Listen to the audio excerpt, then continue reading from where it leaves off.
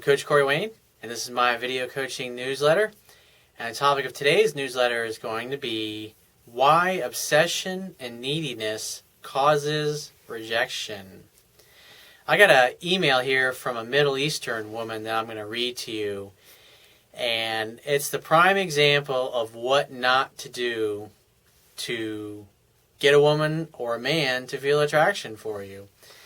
So when I talk about neediness and being obsessed with someone, it's something I'm very familiar with. I used to do a lot of that when I was younger and didn't know what the hell I was doing. So I'm going to read this email to you.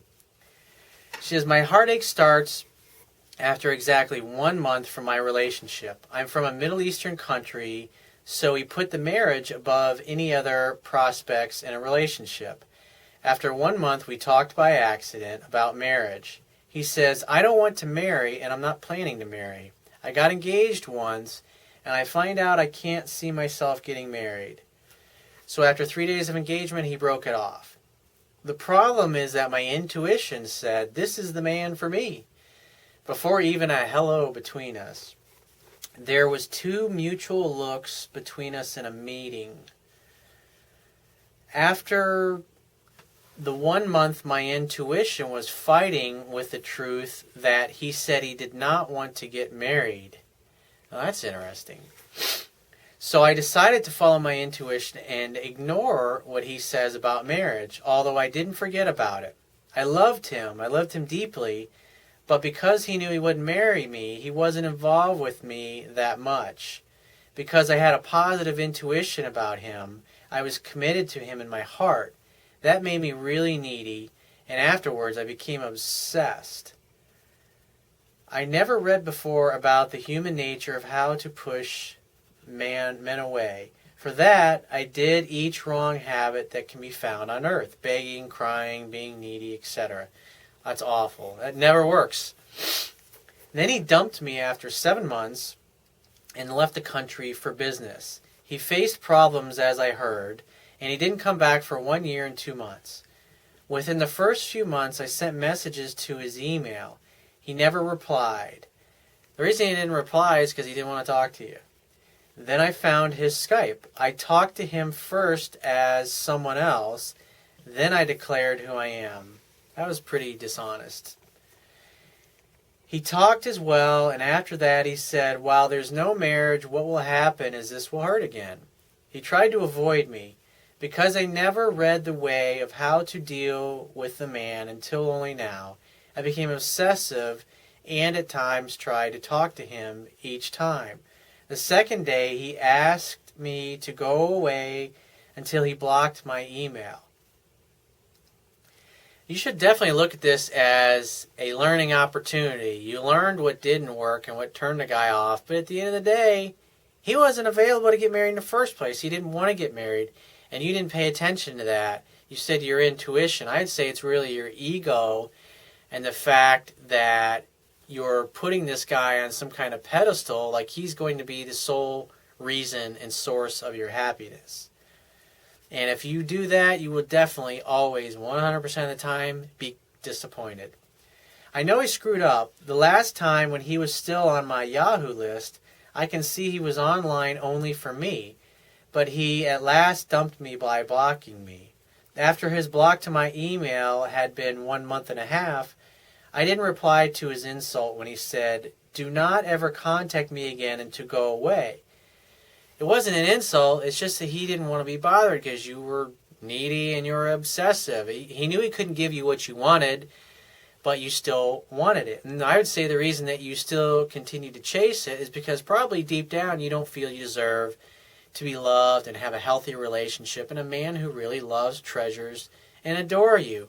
So by staying focused on this guy that you can't have, you basically take yourself completely off the market and you don't have yourself in a place where you could actually meet a man and get exactly what you want. So it basically becomes a self-fulfilling prophecy for you to stay fixated on this guy. I mean, at the end of the day, he's not even a candidate. You shouldn't even be thinking about him because he doesn't want to get married.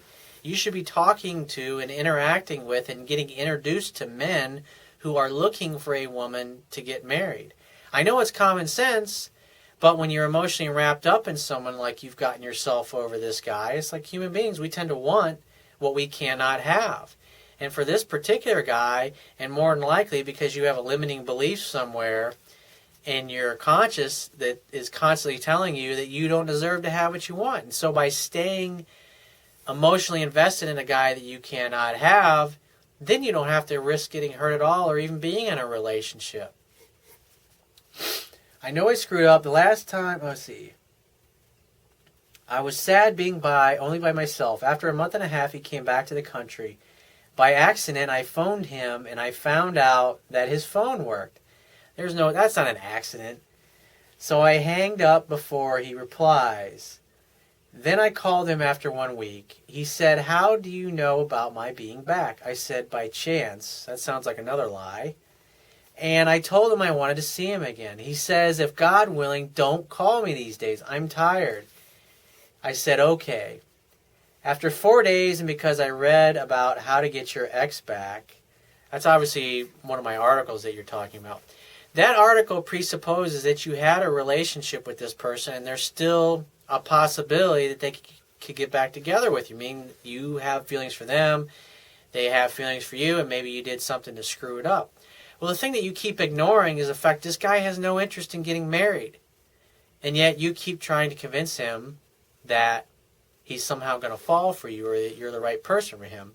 And all you're really doing by staying focused on this guy is keeping yourself from what you really want, because you're basically bullshitting yourself and reading more into this situation. Actually, there's nothing to read in this because he's moved on, he's blocked you, he's tried to get away from you, and he's tried to ignore you, but you won't stop because you somehow think that there's some possibility when the facts are, the reality factor is, there's no possibility with this particular guy.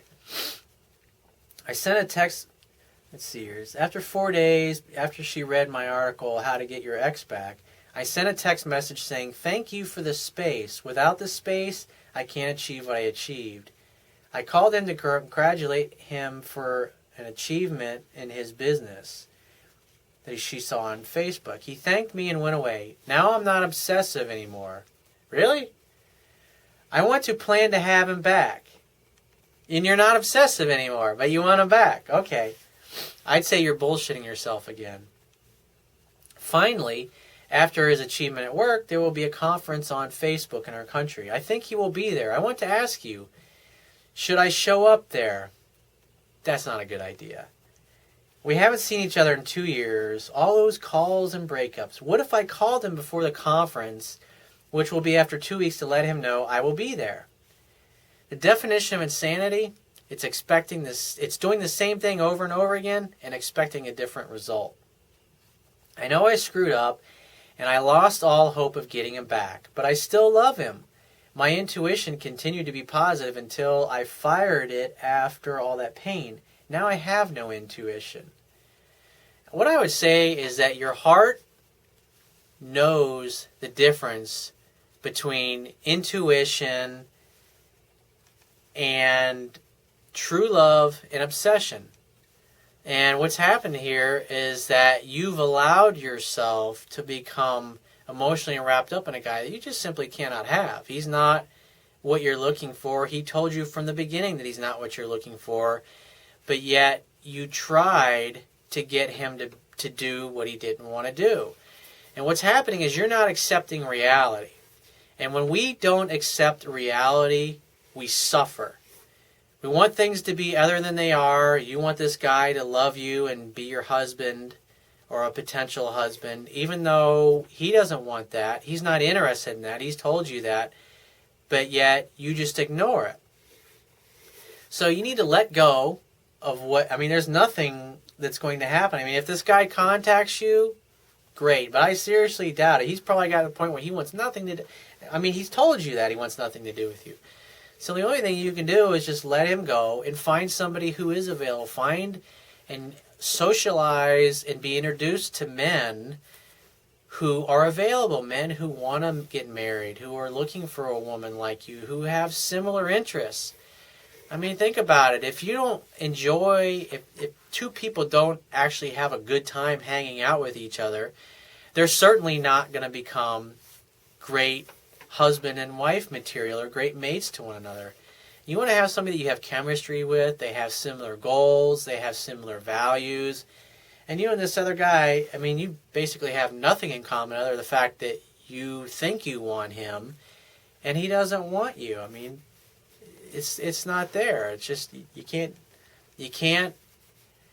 make something happen when there's just nothing there. You never want to try to keep somebody who doesn't want to keep you. I mean, life's too short. I mean, God's given you this great gift of this amazing machine, which is the human body. He's given you this amazing life for you to experience with your body. And instead, you dishonor him by remaining fixated on something that you cannot have. And you're not even living your life. You've put your life on hold for a fantasy that's not really even a fantasy. And so if you want to honor God, if you want to honor all the gifts and show your gratitude for the fact that God has given you this amazing life and this amazing body and this amazing world to experience it with, then you deserve to be happy. So go find a guy that can give you what you want. And only allow yourself to become emotionally invested in men that you have a chance with. So if you find this message of value, you can show your appreciation by clicking the Wibbia toolbar down at the bottom of your screen. If you're watching this video on my website, there's a PayPal donate button. Just click that, and you can donate any amount that you feel is equal to the value of the information you received in this video. At the very least, please share this page with all your friends and family by clicking any one of the social network sharing buttons, which are also located on the Wibbia toolbar. And if you have a question you'd like to ask me, you can detail it in several paragraphs and then click the Contact Me tab, which is on the left-hand side of your screen, and send me a detailed email and give me several days to get back to you with a detailed response.